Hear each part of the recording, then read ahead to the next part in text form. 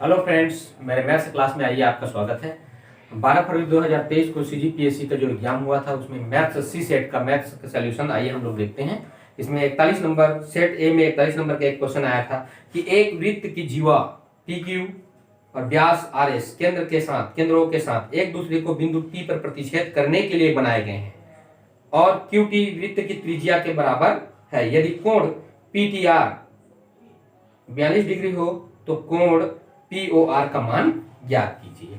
आइए हम देखते हैं। इसमें यहाँ 41 नंबर का क्वेश्चन यहाँ दिया हुआ है कि एक वृत्त है, एक वृत्त दिया गया है, उसका केंद्र के साथ व्यास को दिया गया है RS व्यास है जिसका केंद्र O है तथा यहाँ पर PQ एक जीवा है, PQ जीवा है जिसको बढ़ाया गया है और यहाँ पर व्यास को भी बढ़ाया गया है। दोनों टी बिंदु पर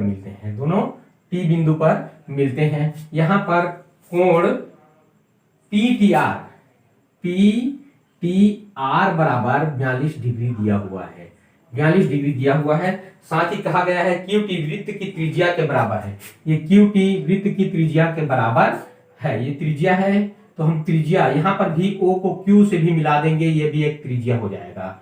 QO ये त्रिज्या हुआ, QO बराबर है QT का, ठीक है। इसलिए हम समद्विबाहु त्रिभुज हुआ, ये जो है समद्विबाहु त्रिभुज हो गया, तो जिसमें दो भुजाएं बराबर होती है तो समद्विबाहु त्रिभुज OQT में क्या होता है, OQ बराबर QT, दोनों त्रिज्या है, ये दोनों त्रिज्या है तो ये समबाहु त्रिभुज का जो सम्मुख कोण होता है, सम्मुख कोण आपस में बराबर होते हैं, यानी कोण T बराबर कोण O, कोण T बराबर कोण O हो जाएगा, यानी क्या होता है, दोनों 42 डिग्री का हो जाएगा। यहाँ पर 42 डिग्री का हो गया। अब हम देखते हैं कि ये जो है त्रिभुज, अब हम त्रिभुज में समद्विबाहु त्रिभुज OQT में बहिष्कोण, ये वाला बहिष्कोण क्या, यहाँ पर कोण OQP बराबर 42 डिग्री धन 42 डिग्री। क्या होता है कि बहिष्कोण का मान दूरस्थ अंतःकोणों के योगफल के बराबर होता है, यानी यह 84 डिग्री हो जाएगा। यहाँ पर हमारा 84 डिग्री बहिष्कोण का मान, किसी त्रिभुज के किसी भुजा को बढ़ाई गई भुजा पर स्थित बहिष्कोण का मान दूरस्थ अंतःकोणों के योगफल के बराबर होता है, मतलब ये 44 डिग्री हो गया। अब हमें ज्ञात क्या करना था, इसमें कोण POR O और P को हम मिला दिए तो POR इस कोण का मान हमें ज्ञात करना है। ये वाला कोण दिया गया है, इसका मान ज्ञात करना है। इसके लिए हम क्या करेंगे, अब हम देख रहे हैं कि पुनः दूसरा समभुज हमें समद्विबाहु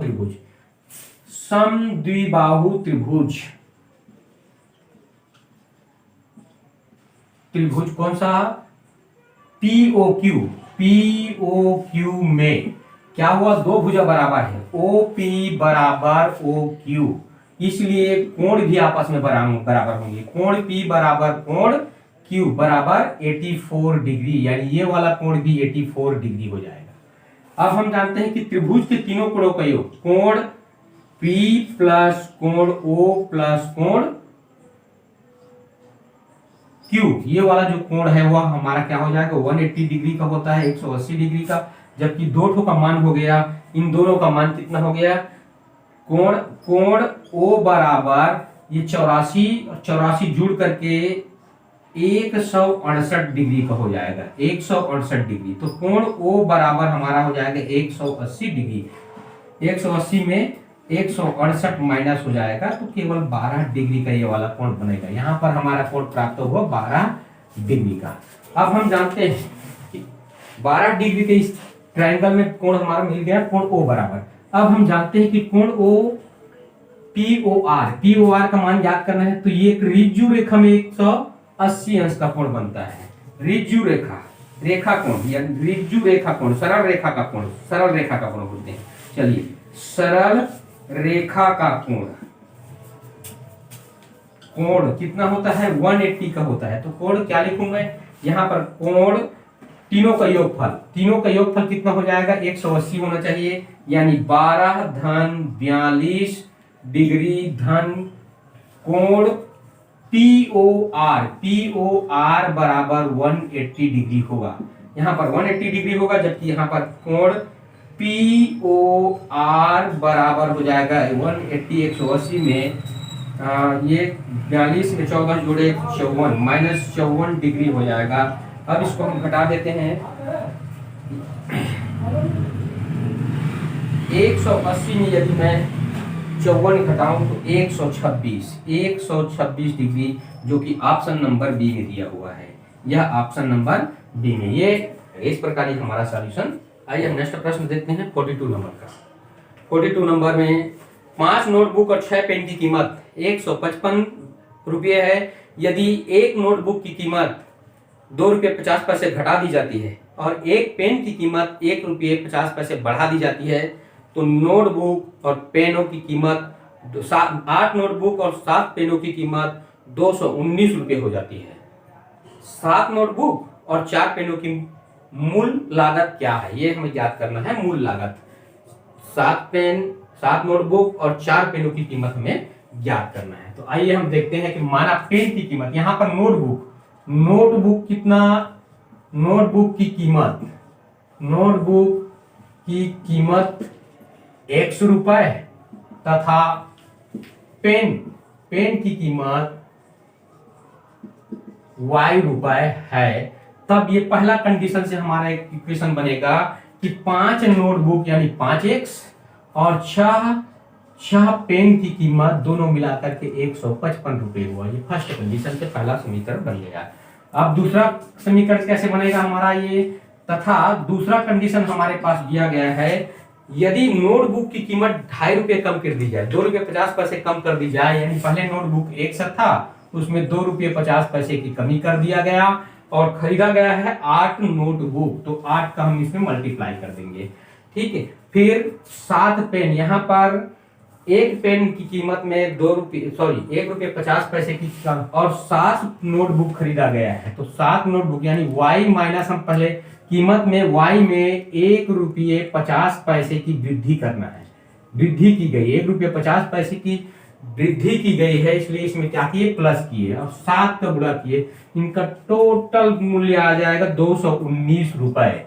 219 रुपए। अब हम इसको सॉल्यूशन करेंगे, कैसे करेंगे कि यहाँ इंटू करेंगे तो ये 8x और 2.5 रुपये को 8 टाइम्स 2 रुपये 50 पैसे यानी 8 दूनी 16 रुपये हो जाएगा और 50 पैसे मिला करके 4 रुपये, 16 4 20 रुपये हो गए। यहाँ पर 20 रुपए प्लस यहाँ पर 7y और 15 सत्ते 105 प्लस 105 यानी 10 रुपये 50 पैसे हो गया बराबर 219। अब यहाँ पर हम देख रहे हैं कि 8x प्लस 7y बराबर हो जाएगा 219 और यहाँ 20 में 10 घटेगा तो 9, 20 में 10 घटेगा तो 10 बचेगा, तो चूंकि और 50 और घटाएंगे तो क्या हो जाएगा 9 रुपये 50 पैसे, जो कि उधर पक्षांतर करेंगे, इधर बड़ा वाला ऋण है उधर पक्षांतर करेंगे तो यहाँ पर चलिए ऋण हो जाएगा, यहाँ 9 रुपये 50 पैसे हो जाएगा, जो उधर जाकर के पक्षांतर करेंगे हम इसको 8x plus 7y equal to 219 रुपये,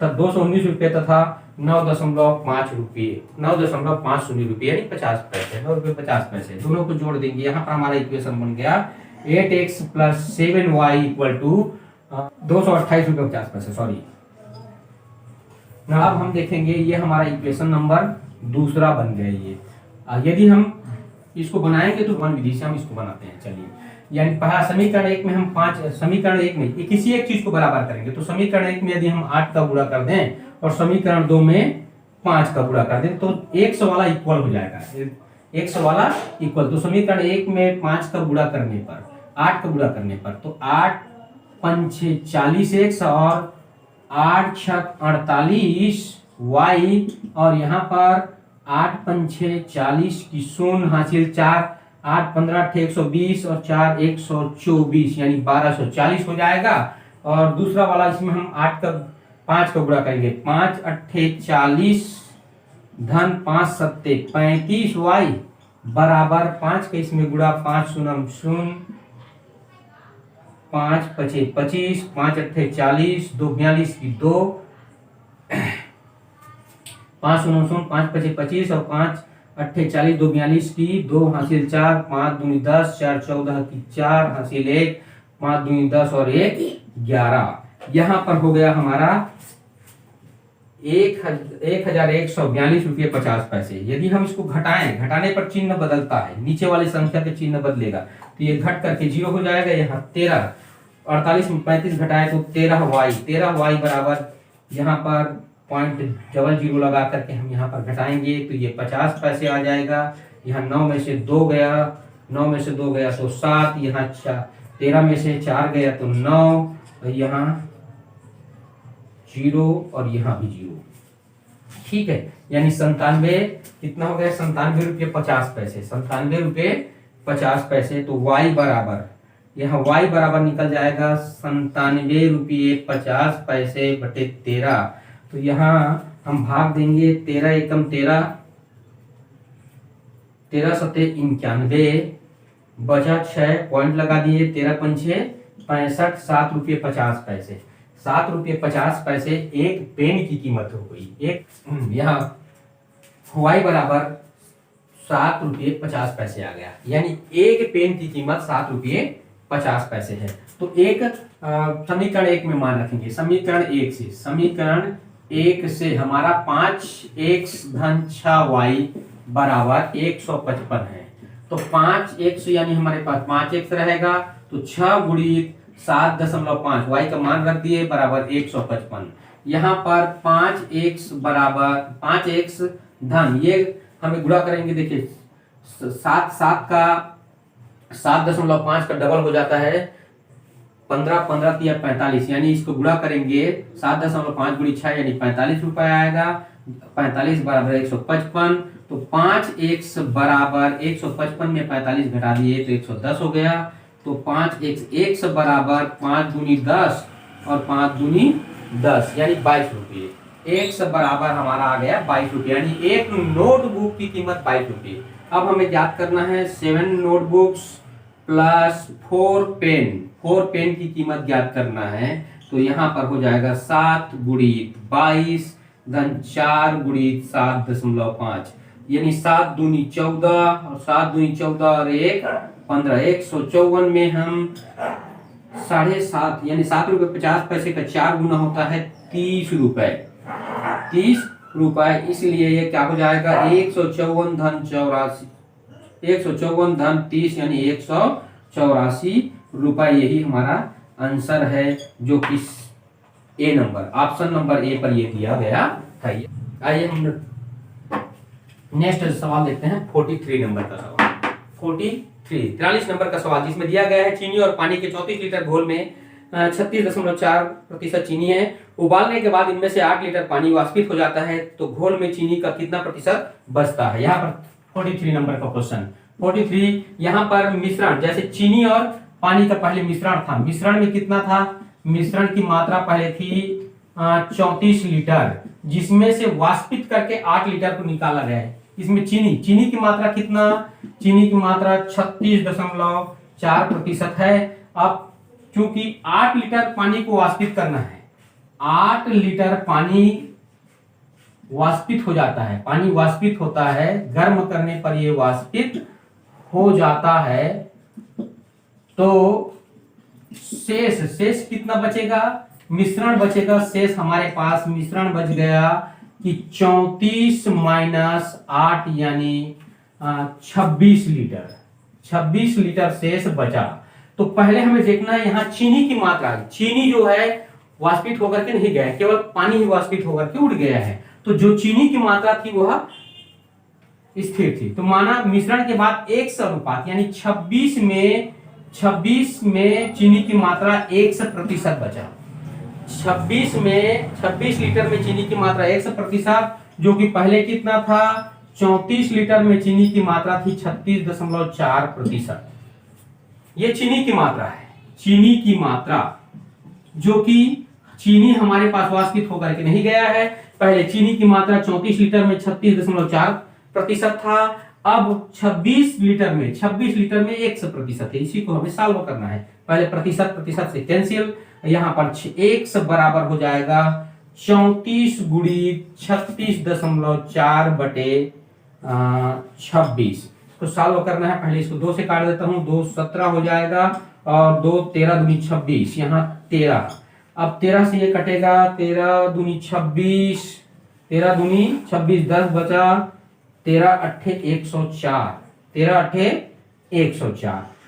ये हमें देखना है। अब इंटू कर देना है इसका। x बराबर 17 अट्ठे 136 की 6 हासिल, 13 और 17 दूनी 34, 37, 10 47, 34 तो 3 37, 10 47, यानी हमारा हो जाएगा 47.6%। पहले चीनी की मात्रा 36.4% था, अब चीनी की मात्रा हो गया है, वाष्पित होकर के जल निकल गया है, तो प्रतिशत मात्रा 47.6, जो कि ऑप्शन नंबर सी पर हमारा दिया हुआ है। तुरंत हम इसको कैसे निकालते? 26 गुणी x बराबर 34 गुणी 36.4। इसी को बस एक लाइन से कैलकुलेशन करना था, हमारा सवाल आ गया। क्योंकि चीनी की मात्रा समान है। 48 नंबर, एक गोले की त्रिज्या और एक सिलेंडर के आधार की त्रिज्या बराबर है। सिलेंडर के आधार की त्रिज्या और सिलेंडर की ऊंचाई का अनुपात 7.9 है। गोले के आयतन का सिलेंडर के आयतन से क्या अनुपात है? यहां पर देखते हैं, दिया गया है यहाँ 48 नंबर का क्वेश्चन में कि सिलेंडर के आधार और त्रिज्या का अनुपात। सिलेंडर के आधार की त्रिज्या को हम मान लेंगे, क्योंकि अनुपात दिया है, त्रिज्या बराबर 7x हो जाएगा। और ऊंचाई, इसका ऊंचाई को मान लेंगे हम लोग ये 9x, यानी 9x 9 है तो अनुपात में 9 है, 9x। अब कहा गया है कि एक गोले की त्रिज्या और सिलेंडर के आधार की त्रिज्या, गोले की त्रिज्या भी 7 सेंटीमीटर हो जाएगा। गोले की त्रिज्या जो कि दोनों बराबर है, गोले की त्रिज्या बराबर 7x सेंटीमीटर। अब दोनों का आयतन में क्या अनुपात है, दोनों का आयतन देख लेते हैं, जिसका अनुपात हमें ज्ञात करना है। पहले गोले के आयतन का सिलेंडर के आयतन से, पहले गोले का आयतन बटे सिलेंडर का आयतन, सिलेंडर का आयतन बराबर गोले का आयतन बटे सिलेंडर का आयतन बराबर, गोले का फार्मूला, गोले का कितना होता है, 4/3 पाई आर क्यू होता है। इसको मैं r1 क्यू लिख देता हूं, क्योंकि वो r का मान हम डायरेक्ट लिखते हैं। चलिए अब 7x गुणी 7x तथा सिलेंडर का आयतन का फार्मूला होता है पाई आर स्क्वायर एच, पाई फिर r माने त्रिज्या, यहाँ पर 7x गुणित ऊंचाई 9x है। यहाँ हमारा कटेगा पाई पाई से कटेगा, 7x से, यहाँ x से कटेगा, यहाँ 3 नीचे चला जाएगा, 7 चौक 28 हो जाएगा ऊपर, और 3 मिया 27, यानी हमारा रेशियो गोले तथा सिलेंडर का रेशियो हो जाएगा दोनों V1 ratio V2 equal to हो जाएगा 28 रेशियो 27, 28 रेशियो 27, सॉरी, यहाँ पर V1 और V2 का रेशियो कितना हो जाएगा 28:27, यही जो कि ऑप्शन नंबर सी में दिया गया है। इसमें ऑप्शन सी इसका रहेगा। आइए हम 49 का सवाल देखते हैं। इसमें देखिए 49, यदि कोई व्यक्ति 56 किलोमीटर प्रति घंटे की गति से यात्रा करता है तो वह अपने गंतव्य तक पहुंच जाएगा। वह अपनी यात्रा का 1/3 1/3 भाग 5/9 समय में पूरा करता है। समय पर अपने गंतव्य स्थान तक पहुंचने के लिए शेष दूरी को तय करने के लिए उसे किस गति से यात्रा करना है।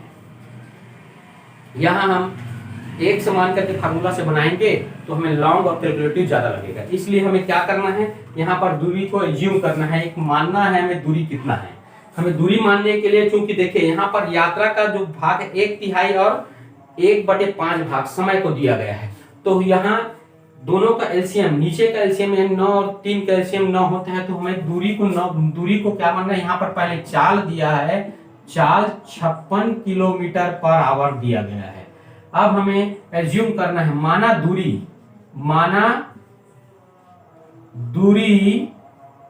माना समय को मानेंगे हम लोग। माना समय कितना है, पूरा 9 घंटे में पूरा करता है, 9 घंटे में पूरा करता है। एलसीएम निकाल दिए हम लोग, है ना, 1/3 बोला है और 5/4 बोला है, 5/9 बोला है, इसलिए इनका एलसीएम हम लोग 9 निकाल दिए, 9 समय 9 है। तो कुल दूरी हो जाएगा, दूरी बराबर हमारे पास 56 गुणित 9, 56 गुणित 9 किलोमीटर, ये दूरी हो जाएगी एक्यूरेट। ये दूरी हम लोग मान लेंगे, अभी गुणा नहीं करते हैं, गुणा करेंगे 56 दहम 560 होता है, इसमें 56 यानी 504 आ जाएगा। दूरी हमें 504 किलोमीटर दूरी कैलकुलेशन करना है, तो दूरी को गुणा मत कीजिए। अब क्या कहा गया है कि इस दूरी का 1/3 भाग, दूरी का 1/3 तय कर लेता है, तय करता है। 1/3 दूरी 5/4 घंटे में तय करता है, तो शेष दूरी हमारे पास बचेगी, उसको शेष दूरी बराबर क्या हो जाएगा, 2/3 दूरी होगी, इसलिए शेष दूरी निकाल देंगे। शेष दूरी बराबर 56 गुणित 9 का 2/3 हम निकालेंगे, तो ये 3 एकम 3, 3 तिया 9, 2 तिया 6 और 6 छक 36 की 6, 2 तिया 6 हो गए, 6 छक 36 की 6 हासिल, 3 6 पंचे 30, 3 33, 336 किलोमीटर बचा है, 336 किलोमीटर बचा है। तथा शेष समय निश्चित दूरी में तय करने में समय बचेगा, हमारा समय बचेगा, चूंकि पहले 4 घंटा, 9 घंटे में से 4 घंटा 5 घंटा खत्म कर चुका है, 9 घंटे में से 5 घंटा खत्म कर चुका है, तो 4 घंटे बचा। अब चाल को इस 4 घंटे में, समय को, दूरी को तय करने में 4 घंटे में उसको तय करना है, इसलिए चाल बराबर हो जाएगा 336/4, यानी 4 8 32, 1 बचा 16 हो गया, 4 चौक 16, यानी हो गया हमारा 84 किलोमीटर पर आवर। शेष दूरी को 84 किलोमीटर पर आवर की गति से, प्रति घंटे की गति से वो तय करेगा, तब वो निश्चित समय यानी 9 घंटे में वो पूरी दूरी तय कर लेगी। ठीक है, यहाँ पर हम क्या किए हैं, सबसे पहले हमें समय क्या दिया हुआ है, 5/9, इसलिए हम एक्यूरेट समय को 9 घंटा मान लिए। 9 घंटे में वो कितना दूरी चलेगा, 9 छक 56 गुणित 9 यानी 504 किलोमीटर। चूंकि वो 1/3 दूरी तय कर चुका है, तो बचा 2/3 कितना हो जाएगा, 56 गुणित 9 यानी 504 का 2/3 हो जाएगा 336 किलोमीटर। इस 336 किलोमीटर को शेष समय जो 9 घंटे में से 5 घंटे को 1/3 समय में खत्म कर चुका है, 1/3 दूरी के लिए खत्म कर चुका है, तो 4 घंटा बचा, जिसमें हम 336 किलोमीटर को तय करना है, तो 336 में 4 का भाग दे दिए, यानी 84 किलोमीटर पर आवर हो गया, जो कि ऑप्शन नंबर बी है इसका कैलकुलेशन। आंसर हो जाएगा बी नंबर पे। आइए हम इसके बाद नेक्स्ट प्रश्न देखते हैं। आइए हम 52 नंबर का एक और क्वेश्चन देखते हैं। 52 में दिया गया है कि एक समबाहुभुज का आंतरिक कोण उसके एक बाह्य कोण के 4 गुने से 30 अधिक है। इस बहुभुज के विकर्णों की संख्या ज्ञात कीजिए। यहाँ पर आंतरिक कोण और बाह्य कोण तथा विकर्ण तीनों का एक फार्मूला बेसिस पे है। हम देखेंगे कि एक समबाहुभुज का आंतरिक कोण उसके बाह्य कोण का 4 गुने से 30 अधिक है। माना बाह्य कोण को x मान लेंगे, x है, तब आंतरिक कोण होगा इसके 4 गुना से 30 अधिक, 4 गुने से 30 अधिक है, 4 गुने से 30 अधिक है। इन दोनों का योगफल होता है 180 अंश, यानी इसलिए x plus 4x plus 30 equal to 180 degree.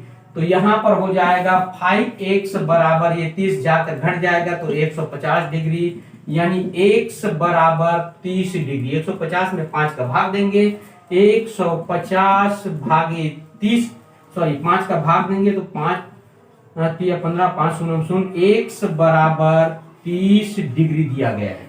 आंतरिक कोण 30 डिग्री है, तब आंतरिक कोण का फार्मूला होता है, सॉरी बाह्य कोण 30 डिग्री है, बाह्य कोण का फार्मूला होता है बाह्य कोण बराबर, यदि n बहुभुज है तो 360, x बराबर 360 बटे n, यानी 360 बटे n होता है। बाह्य कोण का मान 360 बटे n होता है। यहाँ पर 30 दिया हुआ है तो 30 बराबर 360 बटे n, n इधर आ जाएगा, n बराबर 360 बटे 30 यानी 12 यहाँ पर बहुभुज में भुजाओं की संख्या 12 है, इसलिए विकर्ण बराबर सीधा हमारा विकर्णों की संख्या बराबर सीधा होता है n, और n-3/2। यहाँ पर देखेंगे 12 गुणित 9 बटे 2, 2 छक 12 और 9 छक 54। यहाँ पर विकर्णों की संख्या हो जाएगी 54। ये हमारा आंसर हुआ, जो कि ऑप्शन नंबर बी पर दिया हुआ है, ऑप्शन नंबर बी पर दिया हुआ है। इस प्रकार ये हमारा सॉल्यूशन देखेंगे। आइए मैं नेक्स्ट वीडियो में अब नेक्स्ट क्वेश्चन सॉल्व करूंगा। यदि मेरा वीडियो आपको पसंद आया हो तो लाइक एवं शेयर कीजिए, साथ ही साथ सब्सक्राइब कीजिए।